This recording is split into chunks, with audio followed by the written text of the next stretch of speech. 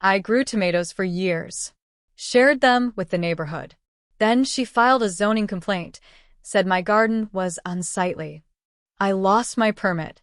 The city came with a bulldozer. That night, I saw her planting in the exact spot where mine used to be. But I took pictures. And the inspector I showed them to? He was not amused. I live just outside Louisville, Kentucky. Quiet suburb. Nothing fancy.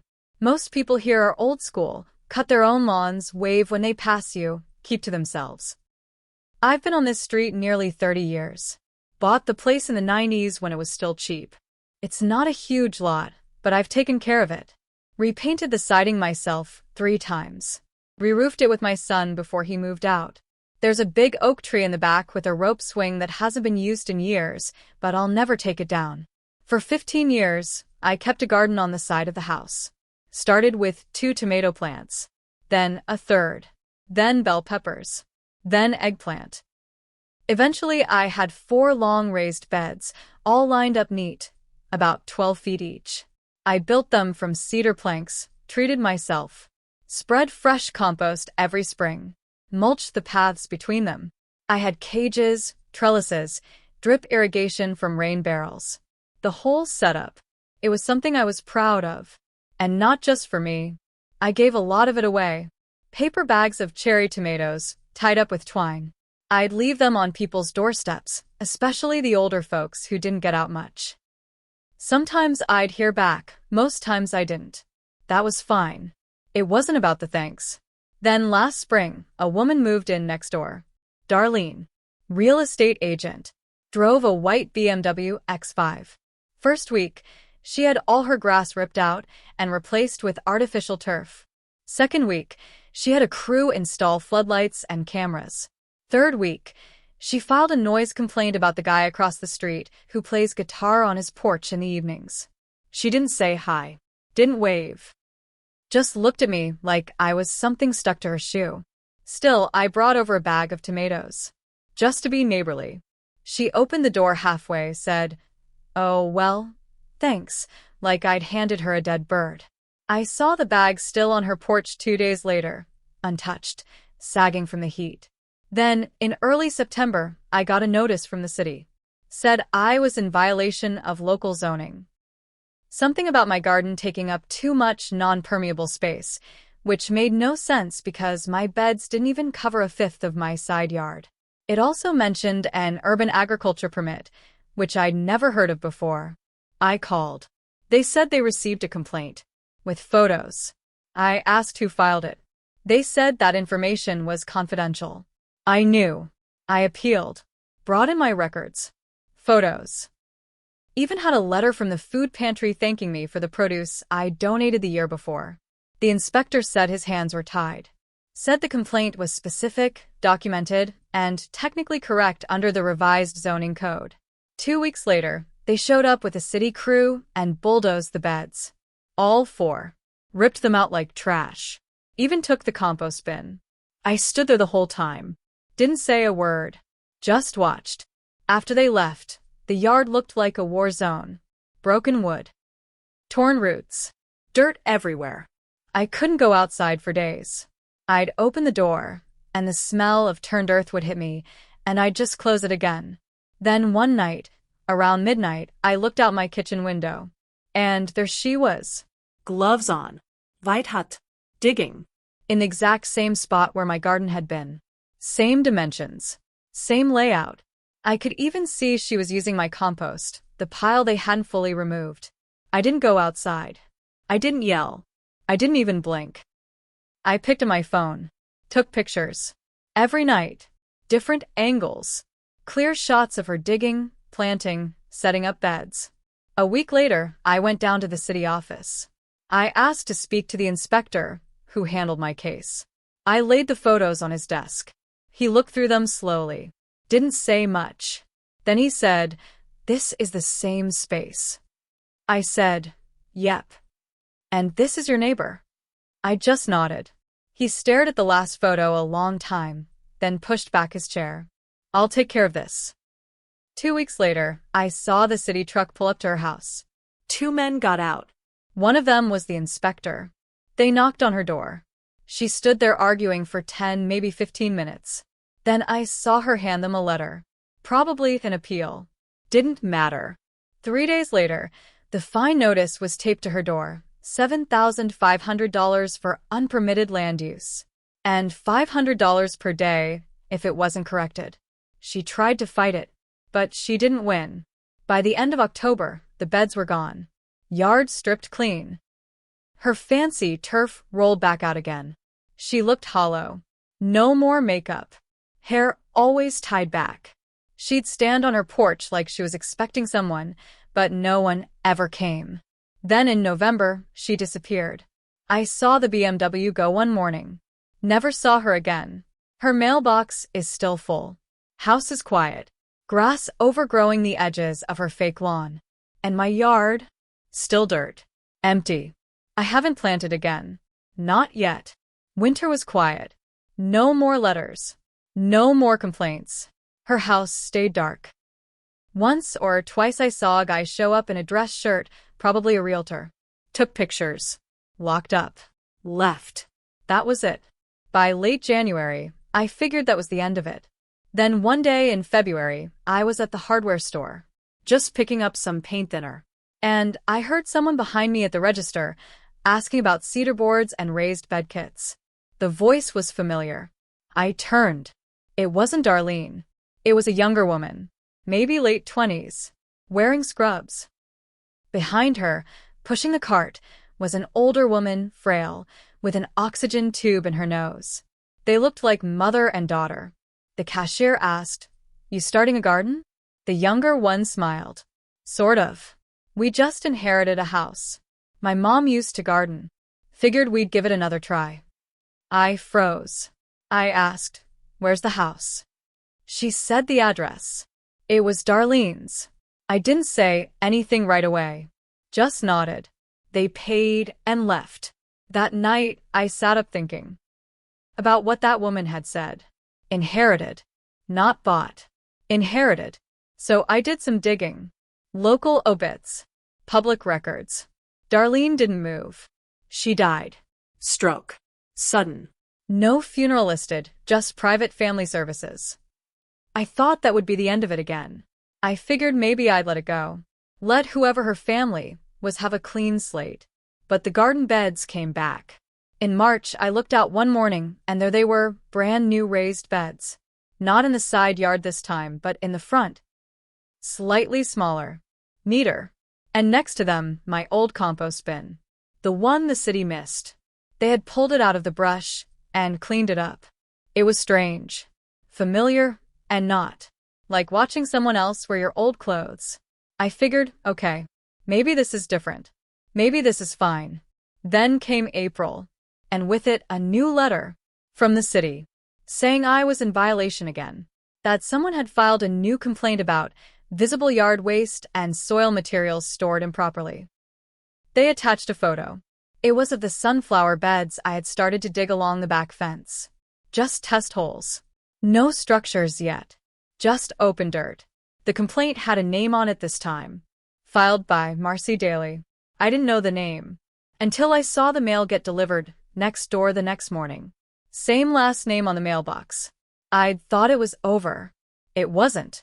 I went inside and sat down at the kitchen table, the letter still in my hand. I stared at it for a long time. The name, Marcy Daly. That was the younger woman at the hardware store, the one who said they inherited the house. I'd believed her. Thought she was just trying to take care of her mother. Start over. But now she was filing complaints. And over what? A few dugout holes along the back fence? No structures, no trash, nothing unsafe. Just open soil. I decided not to respond right away. I wanted to see what she'd do next. For a week I watched. Every morning, she came out and checked her beds, watered, adjusted things. Then she'd leave in scrubs, probably headed to work at the hospital. Every evening, she'd be back. Same routine. No interaction. No hello. One day, she was out there with a clipboard, walking the edge of her property. I watched her stop at the side, squint at the fence line, then write something down. I knew that look. She was measuring. looking for an angle. Maybe she thought my sunflowers would grow over the property line. So I got ahead of it. I went down to the assessor's office, pulled the plot maps, took photos, brought them home, and marked off the line in bright yellow string. Made it obvious. My sunflowers were 10 feet inside the boundary. No question. That night, around 10, I heard movement outside. I stepped out onto my porch, real quiet, and there she was, Marcy, out back with a flashlight, looking down at the yellow string. Not touching it, just standing there. Long enough that I started to wonder if she'd fallen asleep standing up. Then she turned and looked straight at me. Didn't flinch, didn't wave, just stared. I didn't move either. After a few seconds, she walked back into her house without a word. Next morning, I found one of my sunflower holes had been filled in. Just one. Perfectly smoothed over like it had never been dug. I didn't call the police. What was I going to say? My neighbor vandalized a hole? Instead, I bought a cheap trail cam from the feed store. Set it up facing the back fence, hidden in the branches. 3 nights later, I caught her on video, filling another one. This time she poured something into it first, something from a silver bottle, then packed the dirt down with her foot. I couldn't tell what the liquid was. I showed the footage to a friend of mine, a retired AG guy, used to run a nursery. He watched it and said, that could be a herbicide. Maybe diesel. Hard to say. He leaned back in his chair. She doesn't want you planting there. Yeah, I said. I figured. He looked at me and said, you need to document everything. So I did. Every night, every movement, every filled-in hole. I saved the footage, time-stamped everything. And just when I thought it couldn't get stranger, it did. A week later, a man knocked on my door. Mid-40s. Nice shirt. Badge on his belt. He introduced himself as a city investigator. Said there had been a counter-complaint filed by Marcy Daly. She was accusing me of ongoing harassment, intimidation, and unpermitted surveillance. She claimed I was filming her property, making threats, and had booby-trapped my garden area. I asked him if he wanted to see the footage. He nodded. We sat in my living room for nearly an hour. I showed him everything. All of it. From the first filled hole to the silver bottle to the footage from the night, she stood there staring. He didn't say much, but he took notes. Before he left, he said, just keep everything. We'll be in touch. For a few weeks, nothing happened. No more holes were filled. No new letters. Marcy still came and went, same routine, work, garden inside. I kept my trail cam running, just in case. Then, on a Saturday in late May, I woke up to find someone had cut my string line. Clean cut, right at the posts. All the yellow string gone. I checked the footage. Nothing. Camera was working fine, until around 1:30 a.m., when the feed just stopped. I checked the cam. It was intact. Battery still good. Card was there, but it had been turned slightly, just enough to throw off the angle. It wasn't facing the fence anymore. Someone had moved it. I knew it wasn't an accident. I reset it, put it higher, changed the angle, hit a second one too, just in case. That Monday, I got another visit. Same investigator. This time, he looked tired, like he hadn't slept much. He sat down, sighed, and said, we've had several new filings. I said, from her? He nodded.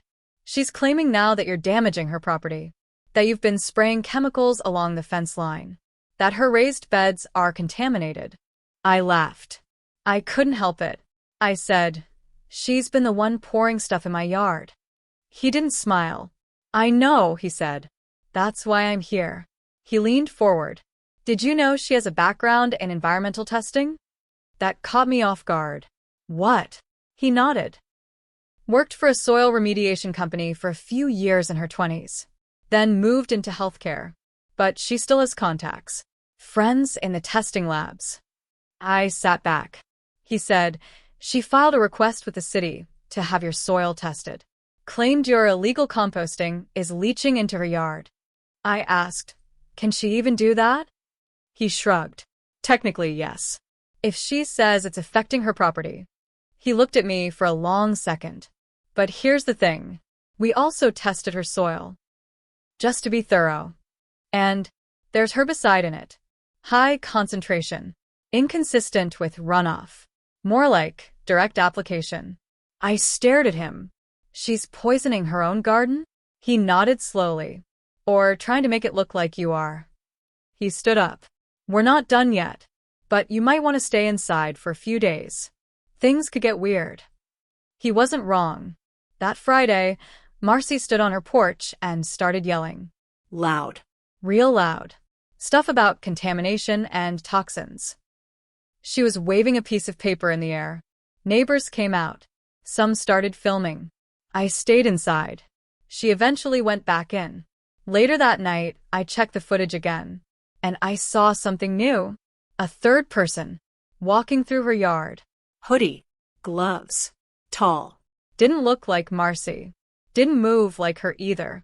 He walked to the edge of her raised bed, leaned down, and placed something small on the soil.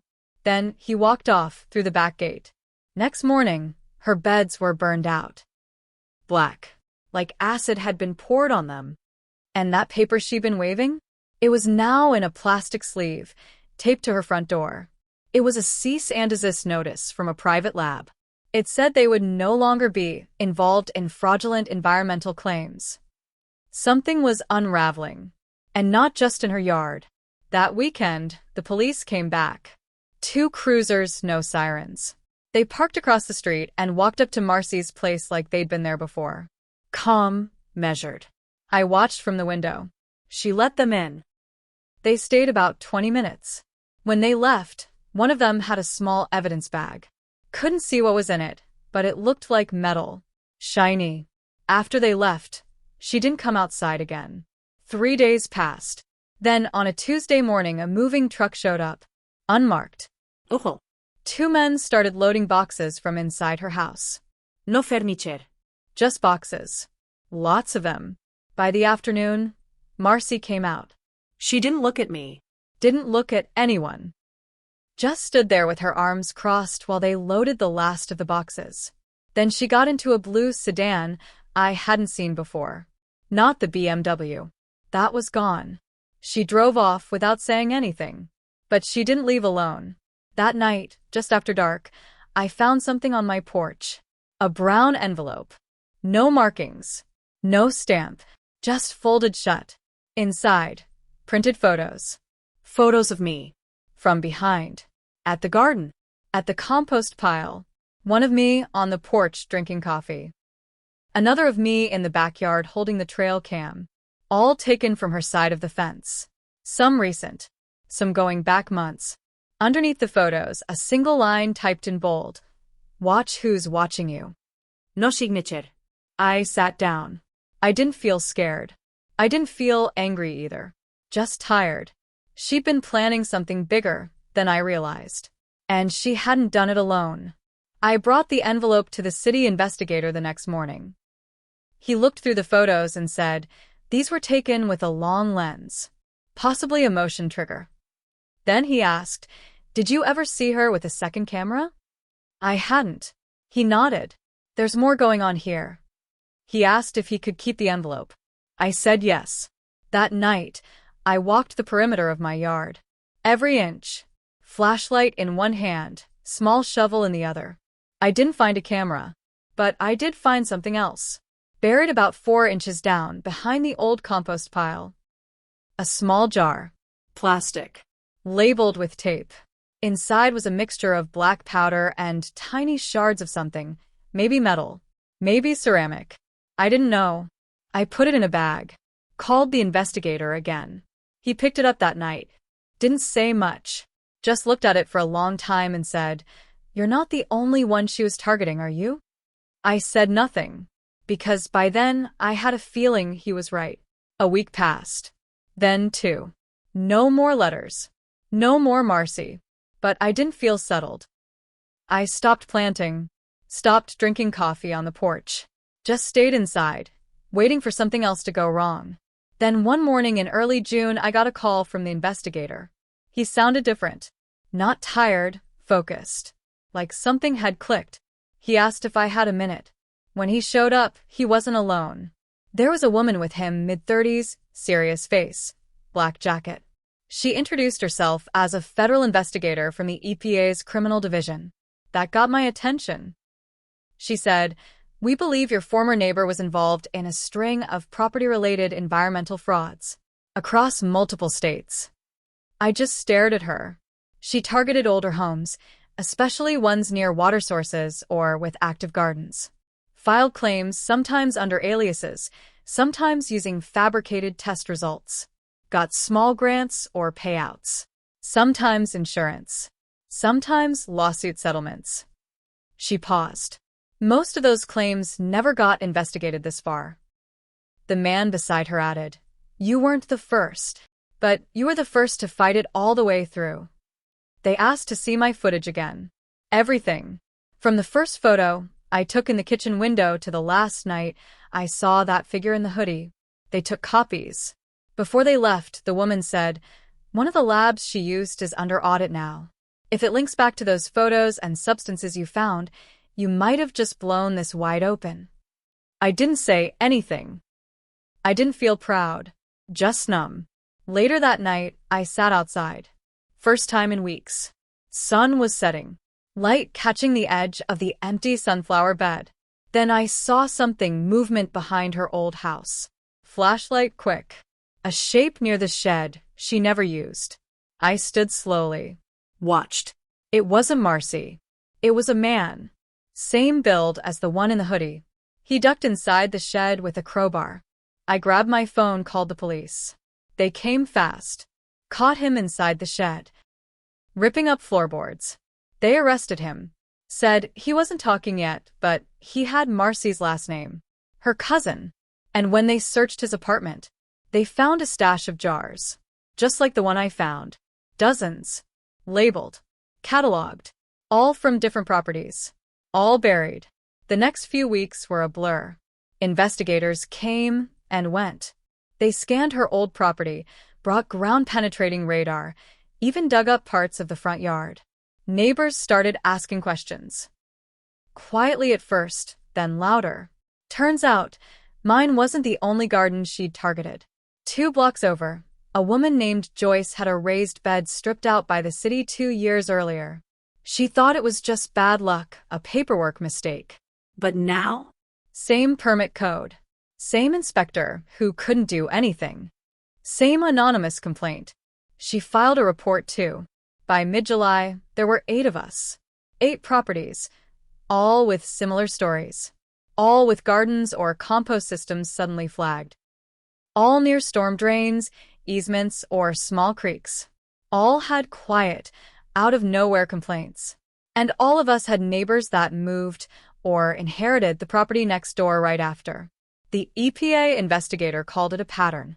She said Marcy, and maybe others, had been exploiting environmental loopholes to generate reports, then using them to either sue, collect payouts, or flip properties through shell buyers. It was layered, strategic, almost corporate. But what made it personal was this. She used my tomatoes. One of the photos they found, in the cousin stash, was of a flyer. One I'd made years ago. It said, "Free garden tomatoes, porch drop-off every Thursday." Had my address and everything. She used that photo as proof I was distributing potentially contaminated food. They built a case around it. Claimed I was unknowingly exposing the neighborhood to toxins through my soil. Said that's why the complaint had to be filed. That's why the garden had to be destroyed. It was all a setup. Layer after layer. I told the investigator. "Why me?" She said, "Because you were visible. Trusted. That made you useful. And dangerous." By August, the city issued a formal apology. Didn't change anything. Beds were still gone. My name was still in the system as prior violator. But they said they were reviewing policy. Then one day, out of nowhere, a white envelope showed up in my mailbox. No return address. Inside, a photo. It was the first photo I'd ever taken of my garden. From the day I built the first bed, my dog was sitting in the corner, tongue out, watching me work. I hadn't seen that photo in years. I'd lost it when my old computer crashed. On the back, one line in neat handwriting. It started with you. No name. No hint. Just that. I kept the photo in a drawer for a few days before I showed anyone. When I finally did, I handed it to the EPA investigator during a follow-up visit. She turned it over, read the message, and went still. Then she asked, "You're sure you never shared this photo online?" I shook my head. Only ever had a copy on my old desktop. It crashed 4 years ago. She frowned. You never posted it on social media? Emailed it to anyone? Nope. She looked at it again. We need to check your old hard drive. I hadn't touched it in years. It was in the garage, stuffed in a box of old cables and paper manuals. We pulled it out and she took it to their digital forensics team. 2 days later, she called. Someone accessed your drive. Remotely. At least 3 times between 2020 and 2022. I didn't know what to say. She explained that whoever did it had technical skills, enough to scan for connected devices and pull files. My Wi-Fi had been unsecured for years before I finally locked it down. I didn't even know that was possible. Then she said something that stuck with me. I think you were the first. The test case. Everything else came later. That night, I went through old mail, emails, even receipts.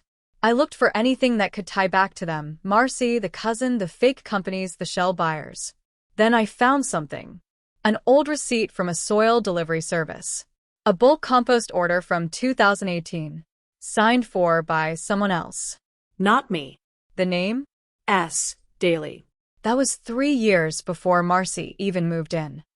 I brought it to the investigator. She stared at it for a long time. Then she said, "We think the cousin may have been scouting properties under aliases, setting them up long before Marcy arrived." She leaned forward, and we found another envelope in a P.O. box linked to him. It had more photos of other gardens, other people, and tucked inside a list. It was handwritten, 10 names. Mine was at the top. 3 had check marks. 1 had an X, and 5 were circled in red. She looked at me and said, "We're trying to find the others. But if you know anyone on this street who still gardens, tell them to keep their lights on." The list haunted me. I recognized 2 of the circled names right away. One lived down the street, Edna, the widow with the strawberry patch. The other was a younger guy, Malik, 2 blocks over, always had herbs growing in buckets out front. I reached out to both. Edna said she'd recently gotten a visit from someone claiming to be with the water district. Asked her questions about runoff, wanted to see where she disposed of garden clippings. She thought it was odd but didn't think much of it. Malik said someone left a business card on his door, offering to test his soil for possible health hazards. He threw it out. Thought it was spam. I gave both their info to the EPA team. They came out, took samples, ran interviews. A pattern was forming. Again. Then, in early September, they made another arrest. Not the cousin, someone else. A woman from Indiana. Worked for a landscaping company. Had ties to the same bogus soil testing lab Marcy used. They said she had dozens of fake IDs. One of them had been used to sign for that soil delivery to my house in 2018. She didn't talk. Lawyered up quick. But in her car, they found a folder. Inside, photos of properties, detailed maps, notes, printouts of zoning codes, and at the very back, a sheet labeled Phase 2. It listed properties marked TBD. Descriptions next to each one. One said, "Expand east, minimal resistance expected." Another, "Establish garden, file claim, remove tenant, hold for resale." None of it made sense at first. Until I saw what was written under the final entry, replant, and where it started. And next to it, my address. I never planted anything after that. Not even one seed. The dirt's still good, I think, but I leave it bare, just let the rain hit it. Sometimes I stand out there and look at the spot where my first tomato cage used to be. Not because I miss it really, just because I still don't understand how something so simple turned into all this. And I keep wondering if they'll try again. If someone new will move in, smile the wrong way, And I'll know that it never really ended. It just went quiet. And every now and then, I catch myself thinking, maybe next spring I'll plan again. But then I remember the envelope and how they already had a plan for what comes next. And I think, what if they're still watching?